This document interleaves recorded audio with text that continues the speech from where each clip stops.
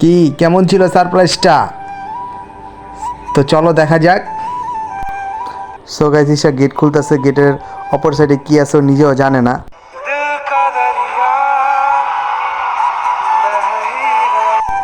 So guys, এমন একটা মোমেন্টের ভিতরে যদি একটা রোমান্টিক গান না হয় তাহলে কেমন লাগে বলেন, আপনারাই বলেন।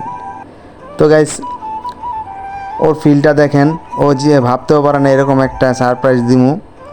যাই হোক, যতটুকু পারছি ওরে দিছি, সাথে কিছু গিফটও দিছি যে অল্প দামি। তো এখন আর কি করার, এখন কেকটা জ্বালাই দিলাম, মোমবাতিটা ঝাড়বাতিটা। তারপর কেক কাটার জন্য প্রস্তুত হইলাম আমরা। তো কেকটা কাটার জন্য প্রস্তুতি নিলাম, হাতে চাকুটা নিলাম, সাথে করে আবার একটা 50 টাকা দামের একটা পার্টি স্প্রে নিয়ে এসেছিলাম। একটা পার্টি স্প্রে না হলে এমন মোমেন্টে চলে না। তাই এইটাকে সুন্দর করে ঝাঁকি ঝুঁকি দিয়া উপরে মারলাম, সবার শরীরে মারলাম। তারপর কেকটা কাইটা একটু টেস্ট করে খাইলাম। কেকটা খুবই ভালো ছিল, চকলেট কেক।